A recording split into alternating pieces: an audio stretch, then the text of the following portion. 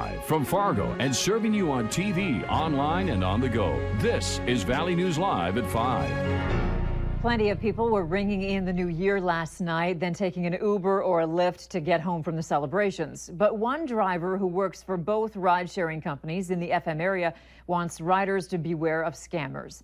Valley News Team's Rose Itzkovitz tells us how some drivers have no intention of picking you up in the first place.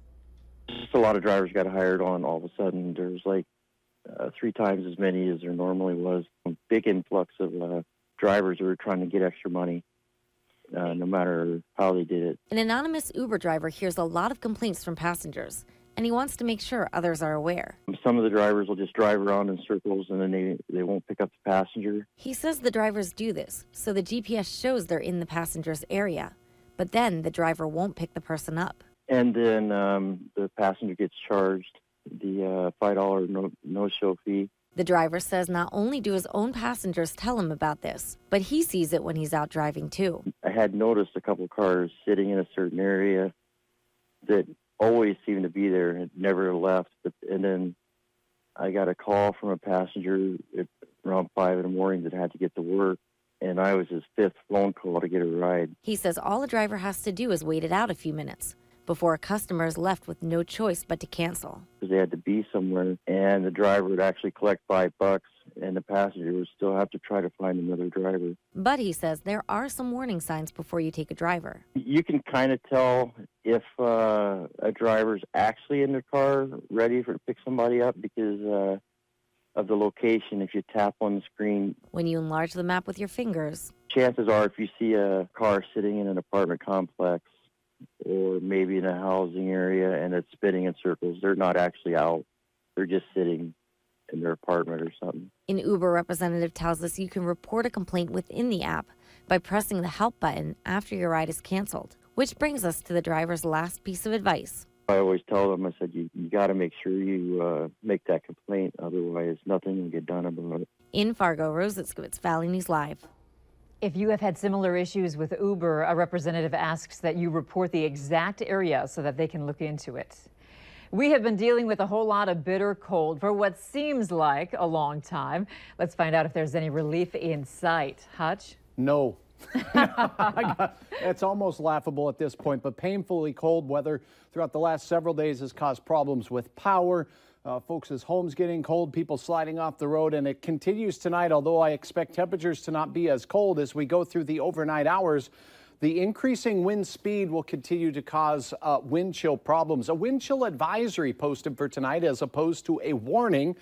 That means we're not expected to see wind chills as cold overnight. Here's the actual air temperatures between 5 and 15 below across our region, and wind chills in the 20s below for many. 30 below is what it feels like out in Thief River Falls. In Fargo, we'll see temperatures kind of hover around the 5 to 10 below category as we go through the midnight hour, but the wind will become southwesterly and increase overnight with some gusts over 20 miles per hour. So that's pretty brutal on exposed skin. It does look like there is a little bit of warmer weather to talk about, and I'll tell you when you can expect it here in just a few moments. At least you're honest, right? You can't sugarcoat this kind of weather. That's best not. Yeah, thanks, Hutch. You bet. And make sure you have the Valley News Live Storm Team weather app so that you can keep up with the weather anytime, anywhere.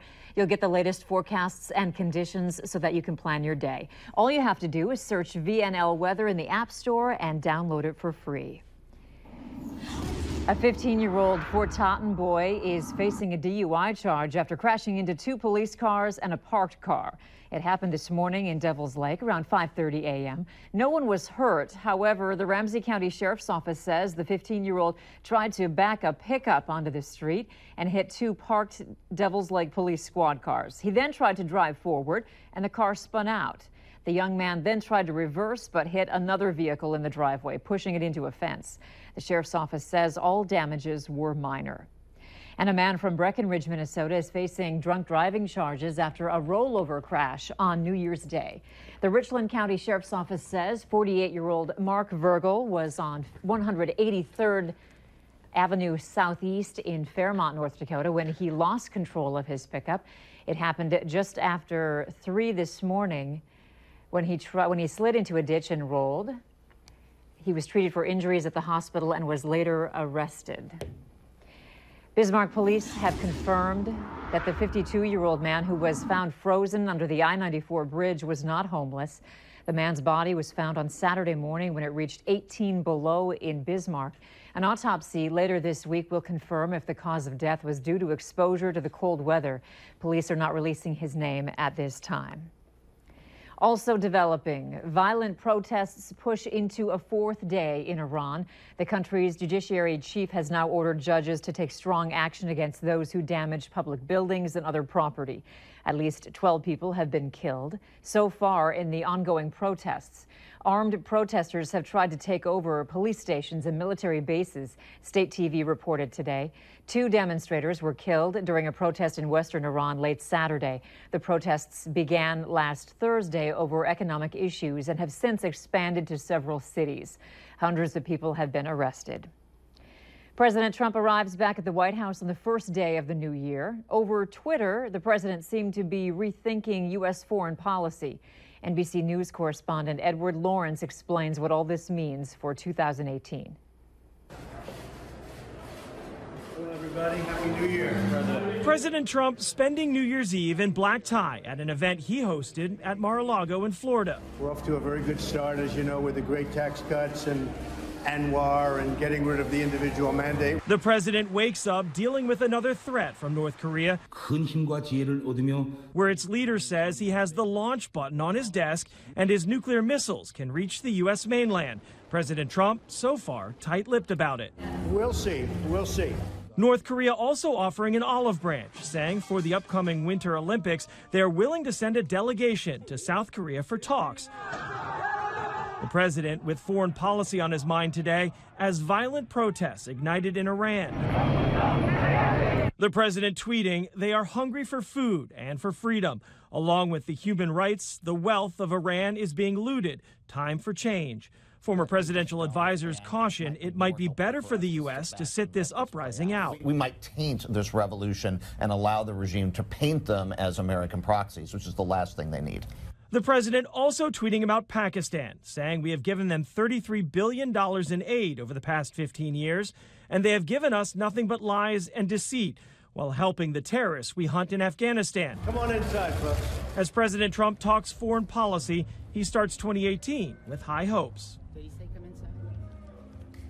Edward Lawrence, NBC News, Washington.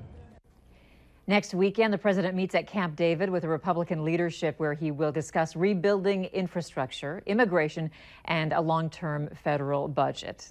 Starting today, anyone 21 and older is now able to legally buy marijuana in California with an ID.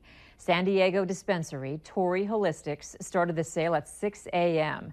As of today, January 1st, it is legal to sell recreational marijuana at the dispensary and at about a dozen others throughout San Diego. Medical patients with proper authorization can buy a maximum of 8 ounces per day. Recreational customers can buy 1 ounce of adult use cannabis per day. California is now the 8th state to legalize recreational marijuana.